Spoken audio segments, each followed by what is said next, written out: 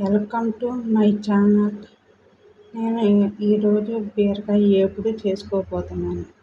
దానికి తాలింపు కోసం జీలకర్ర ఒక అర స్పూను, మినపప్పు పావు స్పూను, ఎండుమిర్చి ఒకటి, కరివేపాకు 2 నెమ్మలు ఇవన్నీ వేసుకొని వేసుకోవాలి.